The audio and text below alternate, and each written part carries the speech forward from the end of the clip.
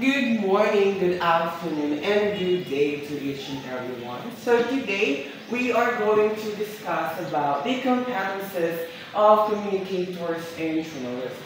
This topic is quite easy to understand, but please listen to my discussion because there are a lot of things that we need and you need to know. I am Chris Pario and I will be your reporter today.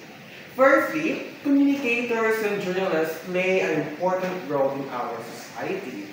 Because of them, we have the knowledge about the events and the happenings in our world. Dahil sa kanila, ay sila yung mga taong kumukuha ng mga totoong information or factual information. And because of that, mayroon tayong alam kung ano ang nangyayari at kung ano na ang ginagawa ng ating mundo.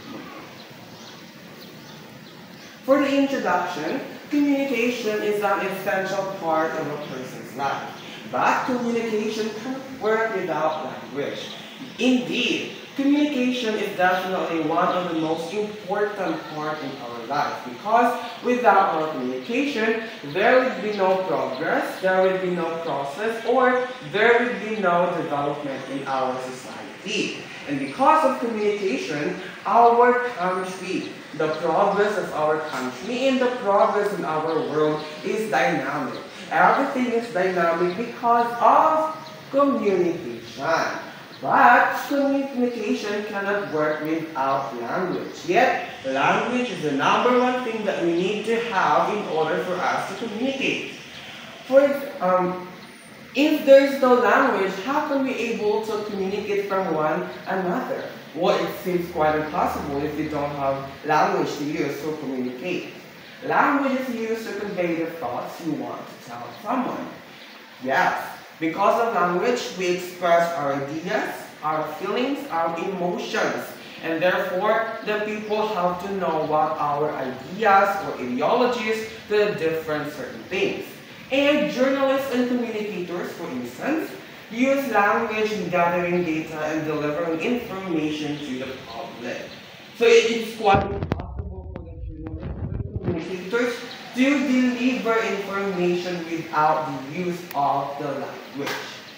And journalists and communicators definitely use language in gathering data and delivering information to the public. Okay. Communicators and journalists, as professionals in the field of communication, must possess essential competences for them to deliver their services meaningfully and truthfully. Since communicators and journalists, they play a very risky role in our society because one wrong or one mistake of information could definitely lead to their death, especially in the Philippines, which is the press freedom is being oppressed by the higher circles. Since we are living in a very dangerous world, they need to possess, the communicators and journalists, and even us need to possess competencies para tama ang ating mga informasyon na ibinibigay sa buong mundo o na ibinibigay sa social media o sa kahit saan. A message should be conveyed assertively and concisely. Doing so can convince the audience to care about a topic or an issue. Because of these competencies later, we are going to discuss what are those competencies. Dahil sa mga competencies, ang journalists or ang communicators shows that they are effective on their role. They are useful to their role because of the competencies. Okay. Discover. Communication as a discipline aims to hone our understanding of how information is conveyed and received. We all know that in communication we have non-verbal and verbal communication. Because of that, because of our communication, we interpret different meanings from their different perspectives. It focuses on how people generate meaning and foster relationship through messages. Through communication, we have relationship from one person to another. Professional practitioners like communicators and journalists are expected to possess particular competencies to effectively communicate. As I said earlier, we have competencies that we need to possess in order for us to be a good communicator or even a good journalist. Okay, we are here the role of the language. Number one, language is a vital part of human interaction, allowing people to communicate thoughts, ideas, and emotions. Because of language, everything in the world, as I said earlier, everything in the world is dynamic and innovative. We need to be thankful in our language because without the language, all the things that we have today, from gadgets to everyday life, or from small things to big things, it all makes sense because of the language. Number two, it plays a crucial role in shaping culture and identity. Because of language, every culture has been shaped, every identity in their culture has been preserved, has been dominated because of the language. Especially in the Philippines, mayroong 175 native languages, correct me if I'm wrong, and because of the role of the language, it's sort out to be reserved, to be preserved, or to be naipagmalaki natin ang ating kultura dahil sa ating lengguwahe, iba't ibang lengguwahe. Number three is the world is made up of various cultures and languages, each contributing to the development of societal identities. In the world, we have different cultures and identities. And even though we have different cultures and identities, we are still unified as one because of the language. Because of that, it only means that the language is definitely bivocal in means. Number four, children learn to communicate by adapting to the language of their community as they grow. Yeah. When they are young people, they are eventually adopting what the community or their environment has, especially the language. And as they grow older, they eventually adopt the language that they have during their childhood days, eventually leading to their learning about the language. But of course, without the help of their parents, with the help of their other people, the children cannot learn effectively the language, cannot learn how to communicate without the help of their parents. So, the help of their parents or the help of the other people for the children to learn to communicate is essential as well.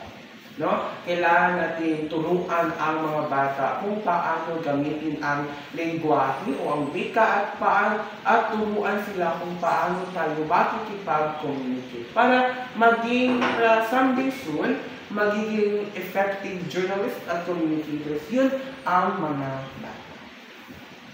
Number 5, Republic Act 7356 emphasizes the role of the language in advancing Philippine culture. This act, because of this act, na-preserve ang language natin o naipagmalaki ang language natin. The law empowers Filipino languages and recognizes notable works of Filipinos.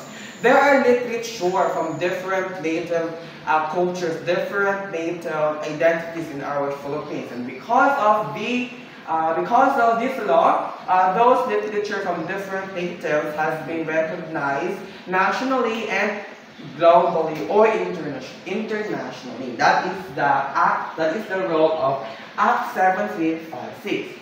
Policies like this highlight language role in fostering understanding across cultures. And number 8, language provides opportunities for people to convey ideas and thoughts meaningfully.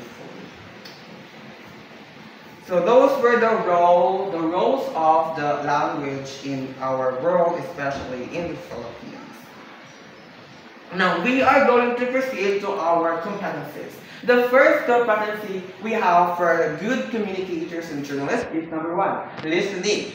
It is an interpersonal and professional skill that affects everything in our lives. So if you don't listen, we cannot gather information. And if we cannot gather information, we cannot give or deliver the information.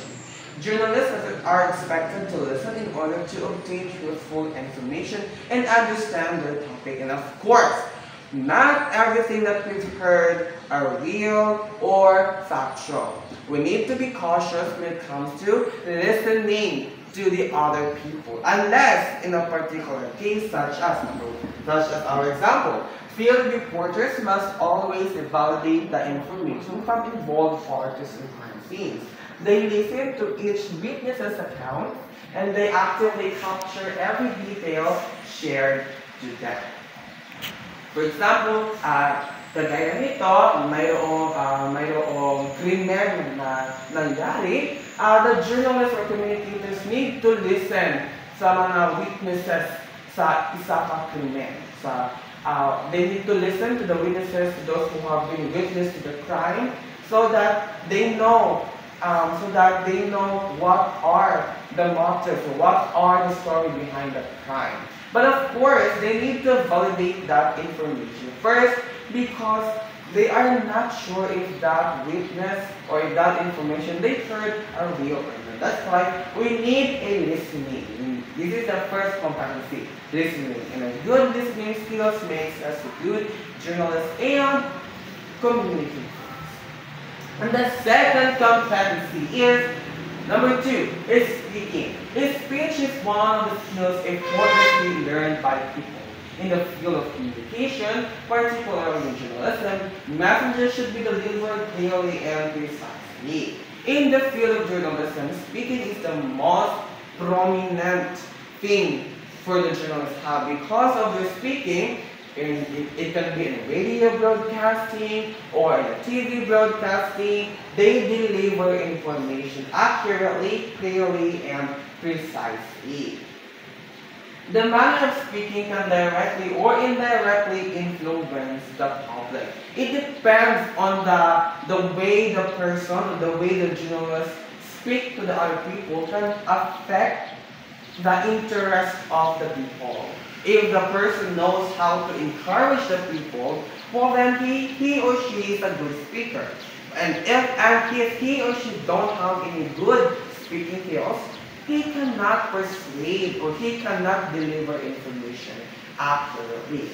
Example, a broadcaster reported about a pandemic using a very intense and anxious tone. She looked distressed and panicked, and after delivering the news, mass hysteria broke out in the city and people became inconsolable. Kagaya nito, for example, if you are delivering, if you are newscasting about the COVID-19, of course, your tone and your emotion should be in panic para ma-alert at para ma-encourage ang mga people about the warning of the pandemic, no? Intense and anxious tone.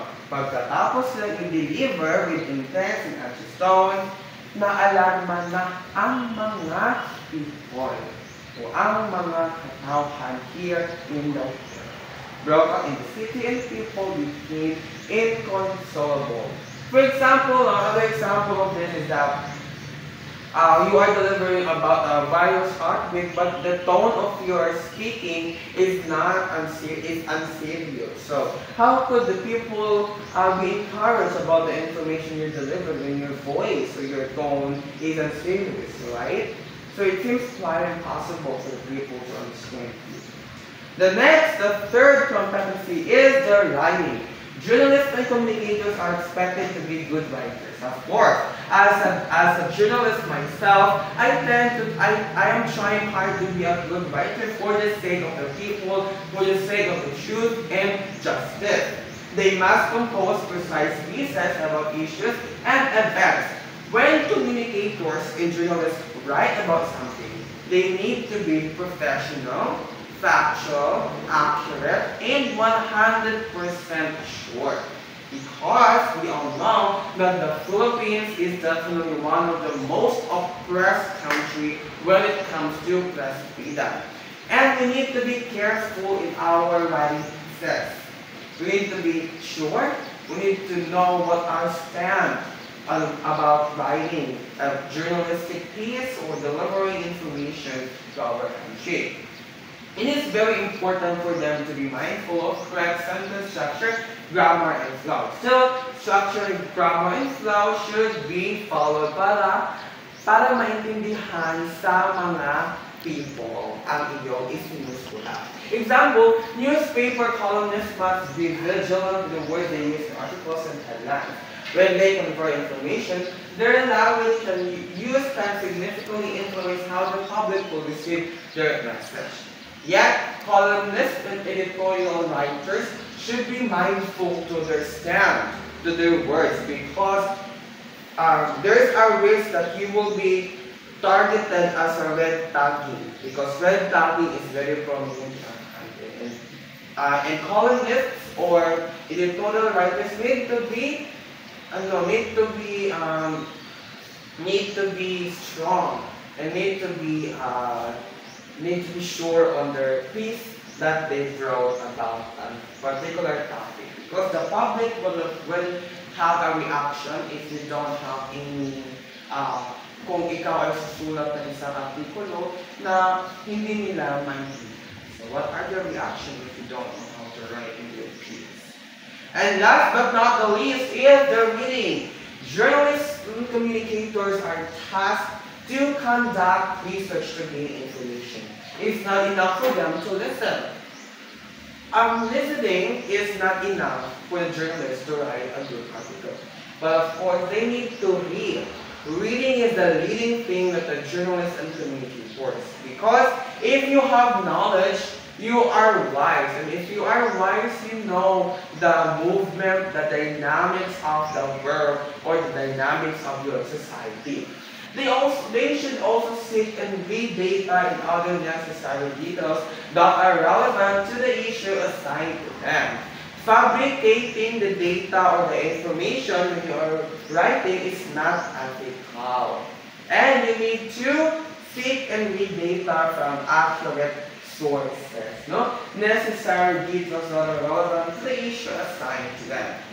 Example. News anchors are expected to be knowledgeable about the topics they report to the public.